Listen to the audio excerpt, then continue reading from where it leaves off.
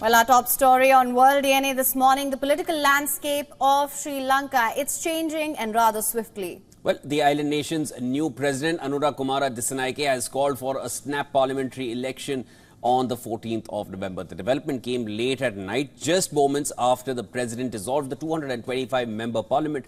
The election, which will now take place just weeks from now, comes a year ahead of schedule. Following the snap polls mandate, Dissanayake has also ordered that the new assembly will hold its first session on the 21st of November.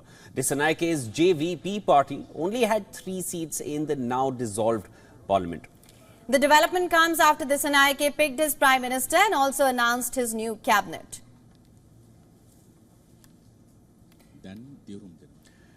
Harini Amarasuriya has been chosen for the Prime Minister's post. It is after 24 long years that Sri Lanka has a female Prime Minister. The sociology professor was first elected to Parliament 4 years ago. She is known for her activism on gender equality and minority rights issues.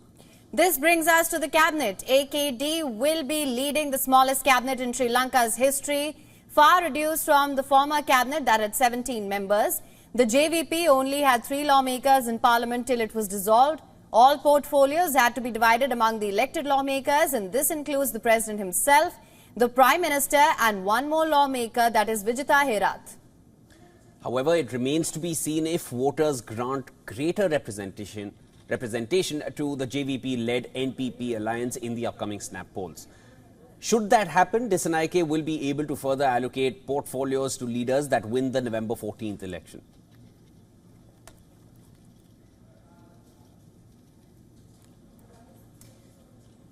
All right, for more on this, we're now being joined by our correspondent Dasuni Athauda on the phone line from Colombo. Thank you so much for joining us, Dasuni. The elections will take place a year ahead of schedule. What should Sri Lankans be bracing for at this point? Well, Raisha, this was expected given that Anura Kumara Dissanayake would be president. It was something he had campaigned for very clearly during the run-up to the presidential campaign.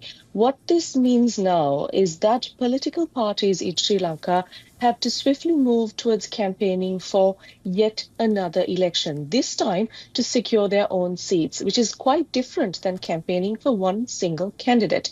Like you rightfully mentioned, the JVP or the NPP at the moment only has 3 parliamentary seats. So this election will really show how the people will be voting for the NPP and what the increase in number of seats would look like in parliament, because you must have or command the majority in parliament after such an election in order to govern smoothly. Because in previous instances, we have seen in the event the president does not garner the majority or the confidence in parliament, it becomes a hung parliament and governance becomes extremely tough. So that is a challenge that the NPP has, to increase their seats from 3 seats to at least above a good 50 to 60. Thanks, Dasuni, for getting us the latest. Of course, there will be a lot of action taking place at least till the 14th of November to begin with, and we will be tracking that with you closely on ground. That was Dasuni Athauda getting us the latest from Colombo. தேசத்தின் 9வது